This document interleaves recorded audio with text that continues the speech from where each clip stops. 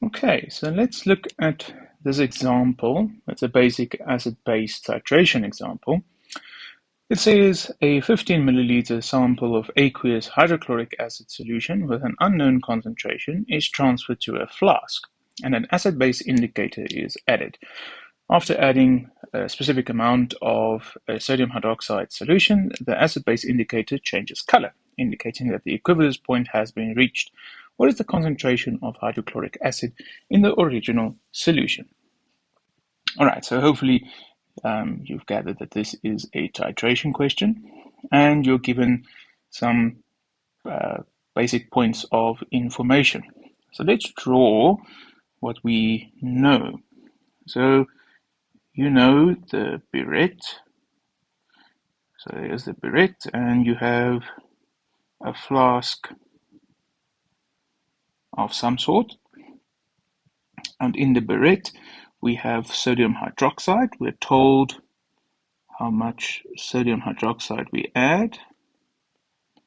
That is 29.27 milliliter. We're also told the concentration sodium hydroxide, which is 0.09977 molar sodium hydroxide. Right. I just like writing this as well. And then here at the bottom, we're told we have the hydrochloric acid. And what we're given here is we're told the volume of this. So we're told this is 15.00 milliliter hydrochloric acid. All right. Cool. I think that's all we're told. We're told there's an indicator. The indicator is just to tell us that after the 29.27 milliliter is added, the color change, and that's actually just to say that the equivalence point had been reached. So that's just double information. We're asked then, what is the concentration of the hydrochloric acid in the original solution? So we're asked this, right? This is what we're asked. So what do we need to determine to get to that point? To get to that point, we also will need the number of mole.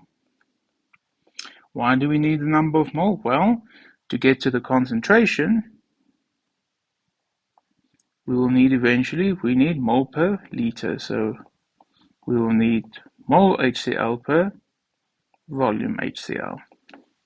So we have the volume, but we need the number of mole. So putting all this together, how can we solve this? Oh, that's a terrible bracket. Let me retry that. That's a lot better.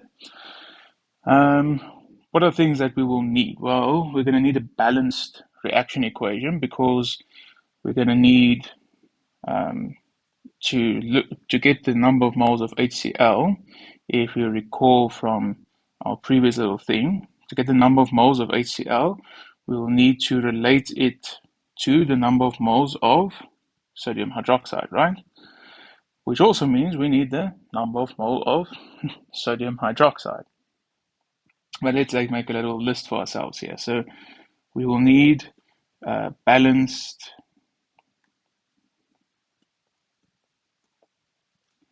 reaction equation. Step 2 would be to calculate the number of mole of sodium hydroxide.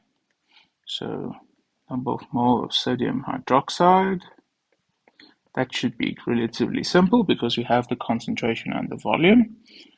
Then as a step 3, oops, that's terrible. As a step number 3, then we can use the reaction equation. So, right, that will be 1-to-1, but we just remind ourselves.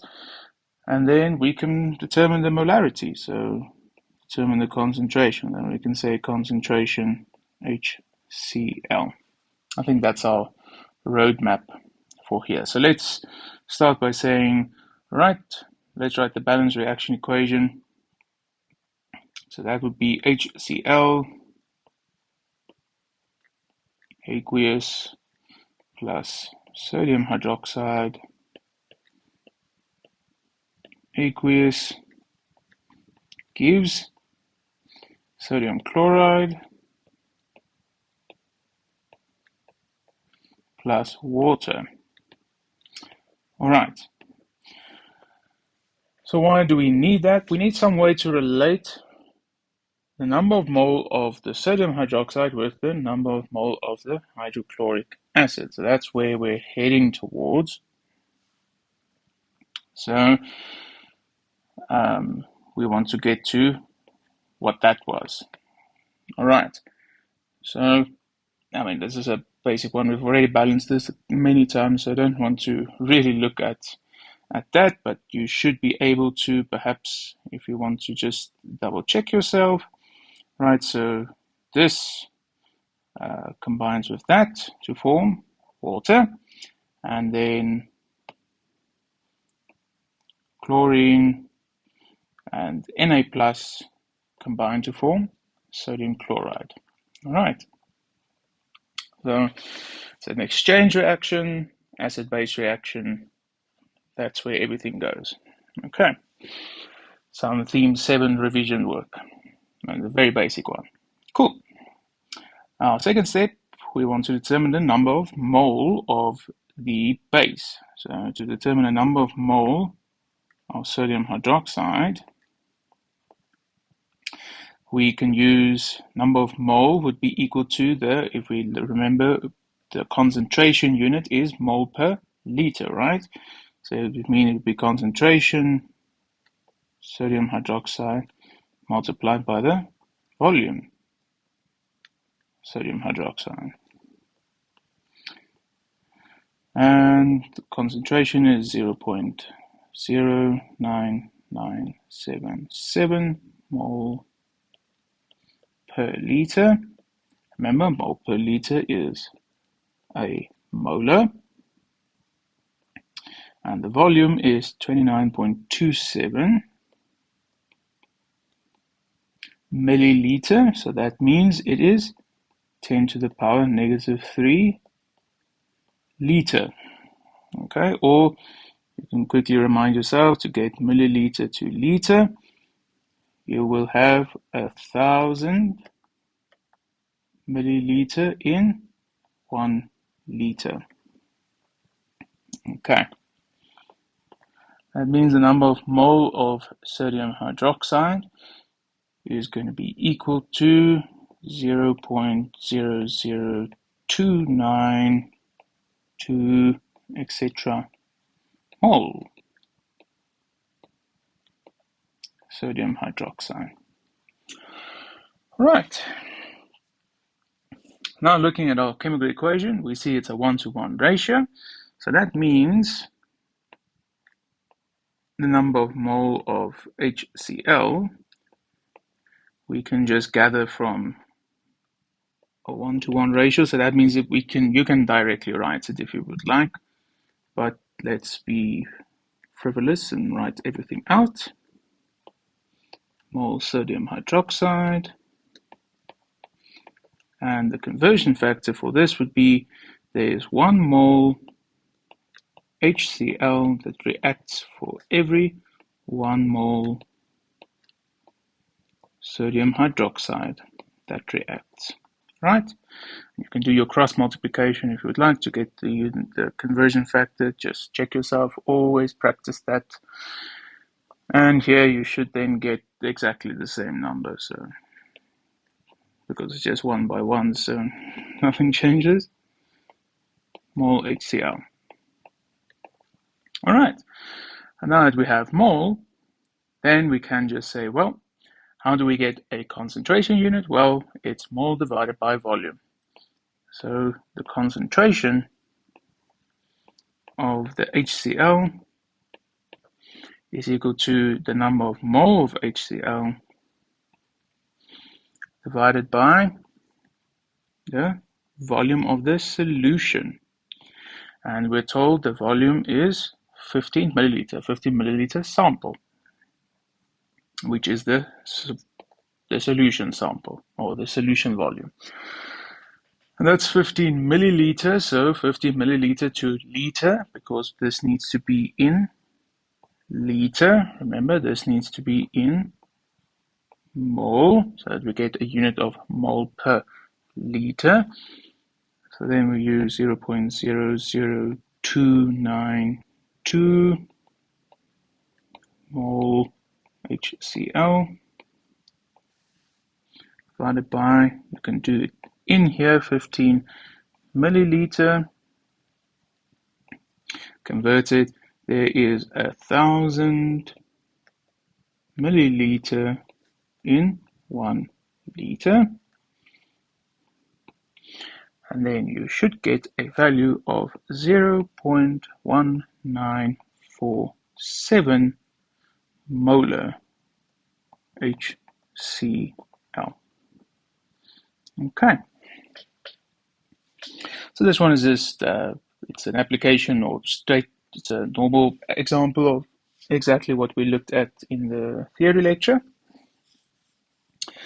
And yeah, it's just to order your thoughts of where the sodium hydroxide is and where the hydrochloric acid is. And then you must remember that we can connect the mole amounts. So we can connect the number of moles. And how do we connect it? We connect it through the chemical equation, right? So we connect it with chemical equation. If it were a 1-to-2 reaction, that changes things. But yeah, we always connect the mole amounts. So get it to moles, and then you can do things from there. All right. I think that's what I wanted to do with this example. There's nothing much more. So it's that is about it. In terms of, we can maybe look at a few things here. If we look at the concentration of these two species, so this number here is about 0.2, right? 0.2 molar, if you round that off. And if you round off the concentration of this, that's about 0.1 molar. And rounding this off, this is about 30 milliliter. So do you notice that it takes about 30 milliliter of a 0.1 molar solution to neutralize 15 milliliter of a 0.2 molar solution HCl. Why? So it means the sodium hydroxide, the base in the burette, is half as strong or half as concentrated as the acid solution. So you see the numbers do kind of make sense. I mean, that's just an interesting check I just noticed here at the end. Just something that you can also make sense, because it's a one-to-one reaction, so it makes sense like that you get that ultimately for yourself. All right. But yeah, other than that, it's not really anything interesting with this example. It's just a straightforward application of the theory. All right. Cool. I'll see you in the next video.